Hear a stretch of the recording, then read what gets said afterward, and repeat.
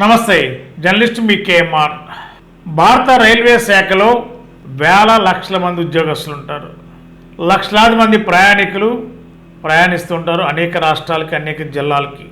మరి railway department అనేక రైళ్లలో టికెట్ కలెక్టర్ని, టీసీలని ఏర్పాటు చేస్తారు. మరి గతంలో రైల్వేలో ప్రయాణించేటప్పుడు ప్రతి కంపార్ట్మెంట్లో ప్రయాణికుల దగ్గర రైల్వే టికెట్ ఉందా లేదా జర్నీ చేసే వాళ్ళ దగ్గర చెక్ చేస్తారు. ఒక్కొక్క ట్రైన్కి ఇద్దరు టీసీలు ఉంటారు. మరి ఎక్స్ప్రెస్లకి ఇద్దరు ఉంటారు, కొన్ని ప్యాసింజర్ ట్రైన్స్కి ఒక్కరు మాత్రమే ఉంటారు. మరి ఈ టికెట్ కలెక్టర్లో రైల్వేలో పనిచేసే వాళ్ళు చాలామంది పెద్దవాళ్ళు ఉన్నారు, కొత్తగా రిక్రూట్ అయిన వాళ్ళు ఉన్నారు. రిక్రూట్ అయిన వాళ్ళు కాస్త వికలితనంగా కూడా ఉండే అవకాశాలు ఇటీవల కాలంలో కనిపిస్తున్నాయి. మరి నిన్ననే సంచలనంగా మారిన ఒక ట్రైన్లో ఒక స్టూడెంటు నర్సాపురం నుండి అంతవరపు వైపు వెళ్తున్న ట్రైన్లో ఒక టీసీ, బీహార్ రాష్ట్రానికి సంబంధించిన ఒక TC, railway ticket collector. TC అంటే అందరికీ అర్థమవుతుంది, రైల్వే టికెట్ కలెక్టర్. ఇతను రైల్వేలో అన్ని కంపార్ట్మెంట్లు చెక్ చేసుకుంటూ వెళ్తూ ఒక కంపార్ట్మెంట్లో వచ్చిన తర్వాత స్టూడెంటు ఒక ఆవిడ అలాగే కూర్చుంటే ఆవిడని అనేక రకాలుగా వేధించడం, అనేక రకాలుగా ఆవిడ మీద అశ్లీలంగా వ్యవహరించడం, రకరకాల భాష వాడటం అభ్యంతరకరంగా ఉంది. ఆమె విజయవాడలోని రైల్వే పోలీసులకి కంప్లైంట్ చేసింది.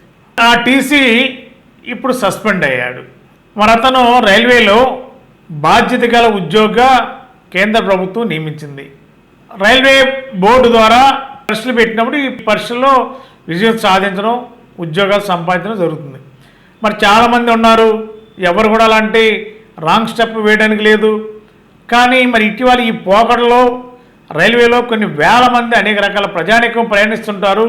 మరి ఇలాంటి రైల్వేలో ఇలాంటి పోకడ కలిగిన వ్యక్తుల్ని ముందుగానే రైల్వే ఉన్నతాధికారులు కట్టడి చేయాలి, లేదంటే రైల్వే డిపార్ట్మెంట్కి అపవాదం వస్తుంది. చాలామంది ప్రజలు భయపడతారు ట్రైన్లు ఎక్కాలంటే. ట్రైన్లు అనగానే ఒక స్వేచ్ఛాయుతమైన వాతావరణంలో ప్రయాణాలు సాగుతాయని చెప్పి ఒక ప్రగాఢమైన నమ్మకం ఉన్నది ప్రయాణికుల్లో. మరి రైల్వే శాఖలు ఈ విధంగా ఇలాంటి పోగొడలు ఉన్న టికెట్ కలెక్టర్లు ఉండటం వల్ల రైల్వేకే అపవాదం వస్తుంది. దీనిపై రైల్వే ఉన్నతాధికారులు స్పందించాలి. ఇలాంటి రైల్వే టికెట్ కలెక్టర్ని శాశ్వతంగా ఉద్యోగాలను రిమూవ్ చేస్తేనే మిగిలిన రైల్వే టికెట్ కలెక్టర్లు కానీ రైల్వే ఉద్యోగస్తులు కానీ కాస్త భయంతో ఉద్యోగ బాధ్యతలు నిర్వర్తిస్తారు. మరి ఒక లేడీ, ఒక మహిళ డేర్గా కంప్లైంట్ చేసింది కాబట్టి అతన్ని సస్పెండ్ చేశారు ఈవేళ. మరి ఆ పరిస్థితి రైల్వేలో జరగకుండా ఉండడానికి, ప్రయాణికులందరూ కూడా స్వేచ్ఛగా ప్రయాణం చేయడానికి రైల్వే ఉన్నతాధికారులు పటిష్టమైన ఏర్పాట్లు చేస్తే బాగుంటుందనేది ప్రయాణికుల అభిప్రాయం. Thank you.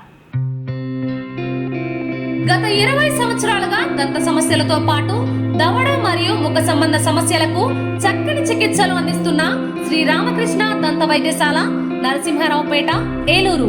ఎమర్జెన్సీస్ లో వాడే ఆక్సిజన్ కాన్సంట్రేటర్లతో పాటు air purify, UV light steriliser, ULV fogger వంటి పరికరాల ద్వారా పరిశుభ్రమైన వాతావరణంలో చికిత్స అందించబడుచున్నది.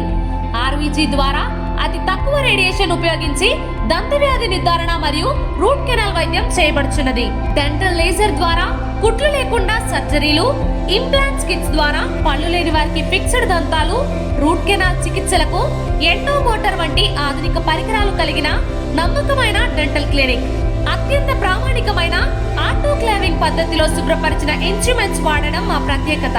దంత సమస్యలకు చికిత్సతో పాటు విరిగిన దవడ మరియు ముఖ ఎముకలకు చికిత్స, ఎత్తు మరియు వంకర దవడలకు కాస్మెటిక్ సర్జరీ, యాక్సిలోఫేషియల్ వంటి చికిత్సలకు చిరునామా శ్రీ రామకృష్ణ దంత వైద్యశాల, వేములపల్లి రెసిడెన్సీ అపార్ట్మెంట్,